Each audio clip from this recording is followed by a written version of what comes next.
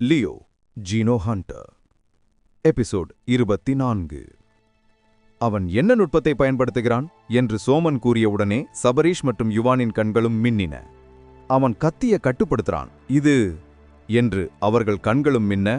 திரும்பி சோமனை பார்க்க சோமனும் அருகிலிருந்த கப்பில் டீயை ஊற்றிக் கொண்டிருந்தவன், இனிமே நான் கொஞ்சம் நிம்மதியா இருக்கலாம் என்று அந்த டீயை குடிக்கத் தொடங்கினார். அவர்களுக்கும் அப்போதுதான் புரிந்தது, சோமனிடம் இருக்கும் அதே சக்தி, ஸ்பிரிட் ஃபோர்ஸ், அதாவது ஆத்ம சக்தியை கட்டுப்படுத்தும் ஆன்மீக சக்தி, உலகத்திலேயே இரண்டாவது ஆள் அவனுக்கும் அதே சக்தி. என்ன, இந்த சக்தி கிடைப்பது அரிதானது என்றாலும் அதை பயன்படுத்துவது மிகவும் அரிதானது. அவன் என்ன செய்கிறான் என்று பார்ப்போம். இந்த விஷயத்திலிருந்து அவன் தப்பிச்சு விட்டால் நிச்சயமாக பெரிய இடத்தை நோக்கி பயணிக்க முடியும். ஆனால் இதிலேயே அவன் மாட்டிட்டு இறந்து விட்டானா, அவன் எவ்வளவு பெரிய ஆளானாலும் போராட தகுதி இல்லாதவன். அதனால் இந்த முறை நான் இவனை காப்பாற்றப் போக மாட்டேன் என்று கூறினார் சோமன். அதற்கு ஏற்பது போலவே லியோ ஓடிக்கொண்டே தனது ஒரு கையால் அந்த சிறு சிறு கத்திகளை வைத்து நரியை தடுக்க முற்பட்டான். அதே நேரம் அவனது கையில் இருந்த சிறு வாரியர் எந்திரத்தில் பீப் சத்தம் வந்தது. அப்போது அவன் எதிரே சிவா மற்றும் சோனா இருவரும் இவனை நோக்கி ஓடி வருவது சிவப்பு புள்ளிகளால் காட்டியது. அவர்களை பார்த்து, ஏய், இங்கு வராதிங்க, இங்கிருந்து தப்பிச்சு போயிடுங்க, ஒரு மாபெரும் ஜந்து என்னை துரத்திட்டு வருது என்று லியோ கூறினார். உடனே சிவா, அதேதான், இங்கேயும் என்னையும் இந்த கிங் லெவல் இரும்பு பன்றி துரத்திட்டு வருது, எந்த சைடு போறதுன்னு புரியல, எந்த திசையும் எங்களால போக முடியல என்று அவனும் கூறினான். டீ குடித்து கொண்டிருந்த சோமன் சேட்டலைட் மூலமாக பார்த்து கொண்டிருக்கும் படத்தில் பார்த்தவன், என்ன, கிங் லெவல் இரும்பு பன்றியா என்று அவன் 2 படத்தையும் பார்த்தவன், ஆட்டம் சூடு பிடிக்குது என்றான். அப்போது லியோவையும் மற்றும் சோமன் நாயும் நினைத்து பார்த்த சபரீஷ் உடல் பூரித்து போனது. ஒருவேளை லியோ இதிலிருந்து தப்பித்து பயிற்சியை முழுமையாக முடித்தால் சோமனை விட சக்தியில் தாண்டிச் செல்ல அதிக வாய்ப்பு இருக்கு. சோமன் தனது முதல் முறை பூட்டை திறந்தபோது வெறும் 1000 உடல் பலத்தை மட்டுமே அடைந்தார். ஆனால் லியோவோ நினைத்து பார்க்க முடியாத அளவுக்கு ஒரு ரெக்கார்டையே செய்திருக்கிறான் என்று எண்ணிய சபரீஷ் மனதில் எப்படியாவது லியோ இதில் தப்பித்து வர வேண்டும் என்று தோன்றியது. அப்போது லியோ தனது கையில் இருந்த எந்திரத்தின் மூலம், சிவா, சோனா, 2 பேரும் நல்லா கேட்டுக்கோங்க, நான் உங்களுக்கு லெஃப்ட் சைடில் இருக்கிற தெரு வழியா அந்த மின்னல் நரியை அழைச்சிட்டு வந்துட்டு இருக்கேன். நீங்க ரைட் சைடில் வந்துட்டு இருக்கீங்க. கரெக்டா 3வது தெருவில் லெஃப்ட் சைடில் ஒரு சின்ன பாதை ஒன்று வரும். அதுக்குள்ள அந்த மிருகத்தை அழைச்சிட்டு வாங்க. அந்த மிருகத்தால உள்ள வர முடியுமே தவிர திரும்பி வெளியில போக முடியாது. அதே நேரத்தில் இந்த நரியையும் நான் அங்க அழைச்சிட்டு வரேன். நம்ம 3 பேரும் விட இந்த 2 உயிரினத்தையும் நேருக்கு நேர் மோத விடுவோம் என்றான் லியோ. என்ன, 2 உயிரினமா? நீ அப்படின்னா பின்னாடி பார்க்கலையா என்றான் சிவா. என்ன சொல்ற என்று லியோ கேட்க, நாங்க உன்னை நோக்கி ஓடி வரல, உன் தலைக்கு பின்னால் துரத்திட்டு வருது பாரு, அதை நோக்கி தான் இந்த பன்றியை அழைச்சிட்டு வந்துட்டு இருக்கோம் என்றான் சிவா. என்ன, என்னை துரத்திட்டு வருதா என்று அவன் ஓடிக்கொண்டே பார்க்கும்போதுதான் பின்னே 2 கருப்பு முடி கொண்ட தங்க கழுகுகள் துரத்தி வருவது தெரிந்தது. அதை பார்த்தவன், சரி, அப்படின்னா பிரச்சனை இல்லை, 3த்தையும் மோத விட்டுட்டு நம்ம ஒளிஞ்சுப்போம் என்றான் லியோ.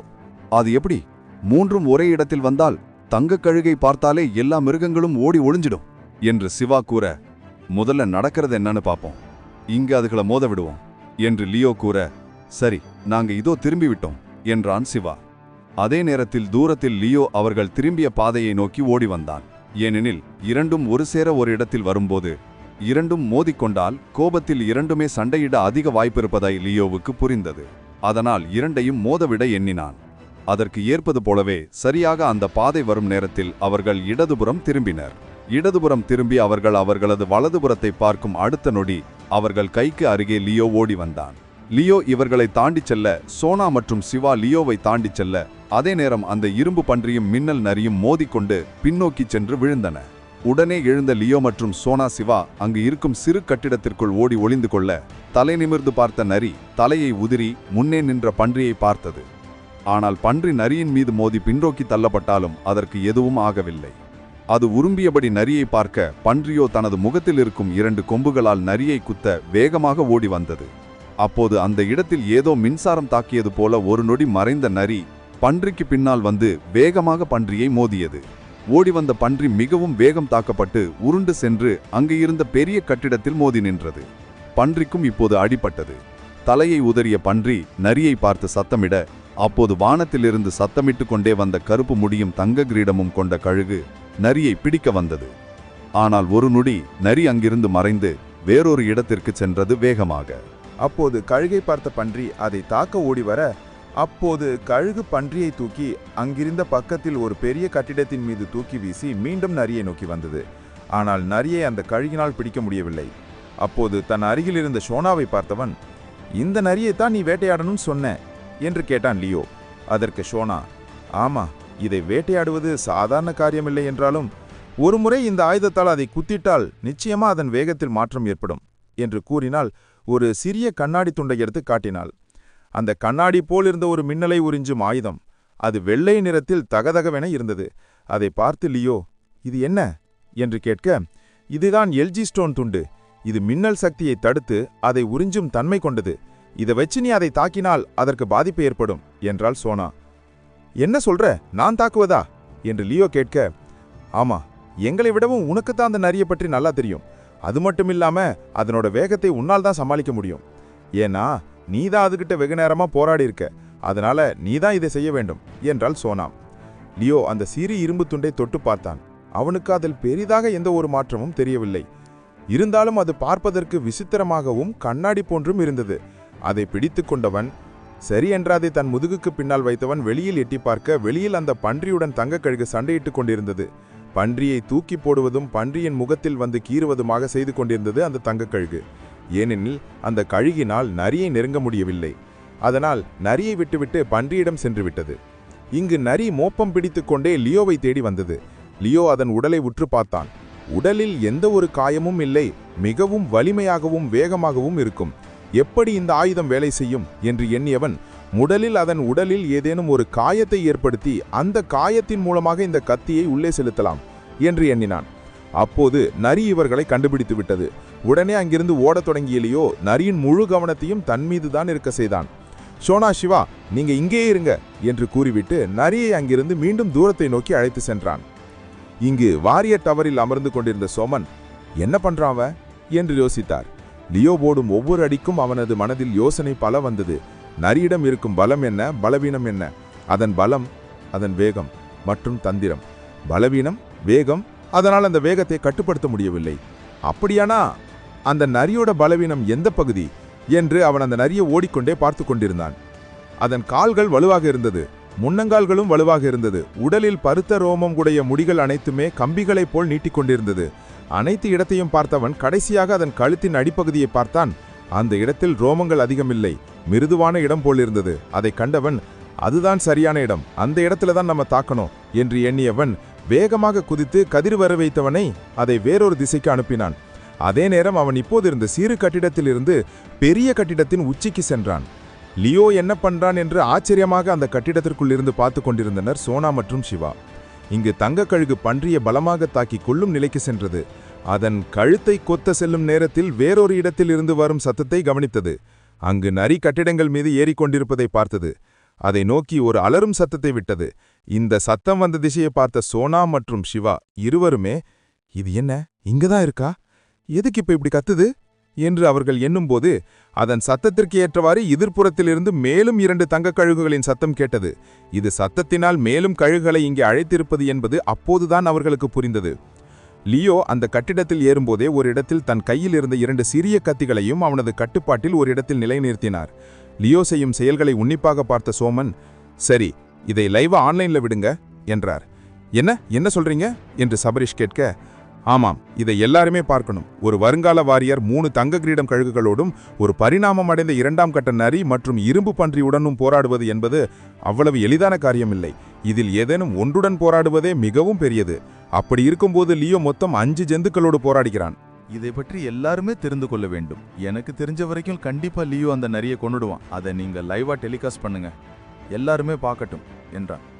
இருப்பினும் என்று சபரேஷ் கேட்க, நீங்க ஓப்பனா இல்லைனாலும் நம்ம வாரியர் டவருக்கெல்லாம் இதை டெலிகாஸ்ட் பண்ற மாதிரி ஏற்பாடு பண்ணுங்க உடனே என்றார் சோமன்.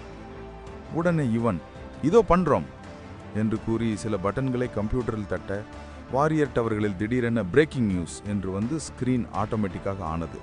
அதே நேரம் ஜீனோ வாரியர் டவரில் பல வாரியர் டவர்களை சேர்ந்த மக்கள் அமர்ந்து கொண்டு செக்டார் 23இல் ஏற்படும் விபத்துகளை தடுக்க சில ஆட்களை அனுப்ப வேண்டும் என்று பேச்சுவார்த்தையில் இருந்தனர். அப்போது திடீரென பிழை திறக்கப்பட்டு அதில் ஒரு மனிதன் ஓடிக்கொண்டிருப்பதை பார்த்தவர்கள், என்னாச்சு இதை ஏன் இங்கே ஒளிபரப்புகிறார்கள் என்று கேட்கும்போது யுவான் பேசுவதும் அதில் கேட்டது. ஹலோ ஃப்ரெண்ட்ஸ் அண்ட் வாரியர்ஸ், இந்த பையன் எங்க சென்னை வாரியர் டவரை சேர்ந்தவன். ஆனா இப்போ ஒரு ஆபத்தான சூழ்நிலையில் மாட்டிக்கிட்டு இருக்கான். அதே நேரம் அவன் சண்டையிடும் விலங்குகளும் மிகவும் ஆபத்தானது. இவனை பத்தி நீங்க எல்லாரும் தெரிஞ்சுக்கணும்னு எங்களோட சூப்பர் வாரியர் சோமன் விரும்பினார். அதனால தான் இதை நாங்கள் லைவ் ஸ்ட்ரீம் பண்றோம் என்று கூறினான். சோமன் இப்படி பண்ண சொல்லியிருக்காரா? அந்த பையன் எப்பேற்பட்ட பையன், என்ன சக்தியை பயன்படுத்துறான்?